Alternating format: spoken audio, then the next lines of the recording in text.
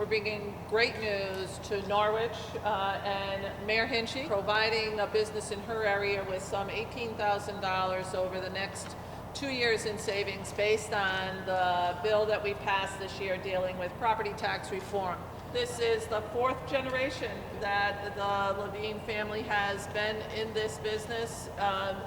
Coming from a small business environment myself, I know how important it is to have family involved in your grandfather came over here and was someone who started out in delivering produce and worked his way up to delivering beer. A little bit of a break there during Prohibition. You know, sometimes we all take a break and we have to go in a different direction, but back to having this wonderful distributor. And I just want to thank you for being in Norwich, for being such a good businessman, and for remaining in the area. And family-owned business is a business after my own heart, because I love seeing family remain in this area. As Senator Osten said, and she has been an advocate on this, both, of course, as a municipal official, as first select woman of Sprague, and also as the state senator. She is aware of this from both governmental ends, from the local level and from the state level, and she was a very strong advocate and leader on the issue that we're here to talk about today, and that is the property tax relief that we have provided in this budget by apportioning a portion of sales tax revenues for municipal tax relief, specifically in the category of providing relief under the car tax. Now, we all know that the motor vehicle taxes in many ways has been the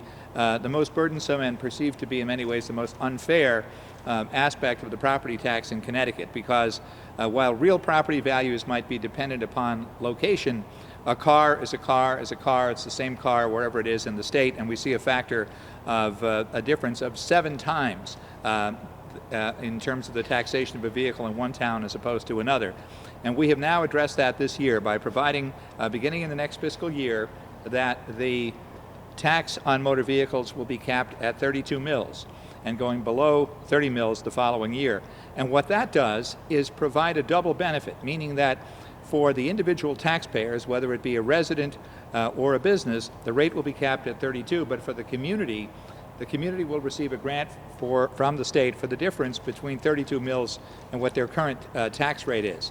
And this is critically important because, as we see, the property tax is often burdensome, especially for businesses like Levine Distributors that have fleets of vehicles, and there'll be substantial savings here. The businesses here in Norwich are crucial. We want businesses to understand that they are welcome here, that we value the many generations that many of the businesses here have shown.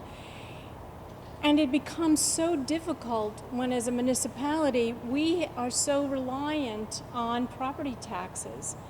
You know, it's a double-edged sword. We need to provide a good community for businesses to thrive in, and yet then we must raise taxes to supply those revenues. So this new package is completely the beginning of what I see as major reform for our property tax system. And it helps us maintain these businesses so that they can thrive and then create jobs. As we were walking in, we were talking about what these extra revenues for a business like Levine would do. And it would mean that they can add to their own capital as well as create more jobs. And that truly is what a municipality wants, is to create good paying jobs. Businesses tell us that the most onerous tax they pay is property taxes. And that is the one thing that we need to start making a difference. When we have surveyed the businesses in the state of Connecticut, they have told us that the one tax that they would like to see us work on to correct is the over-reliance that municipalities have on property taxes. It's the only way that they can fund the services that are necessary in each one of those towns, in education, in public safety, in public works, and all the modicum of things that municipalities are required to do. It's why I was so passionate about this piece. I could see a real game changer in Connecticut for small businesses and the residents in smaller towns that were not able to see any real relief regarding property taxes, and this is a step in that. And I was relieved when Senator Looney and Senator Duff said that this was something they really wanted to work on this last session and was immediately on board for it.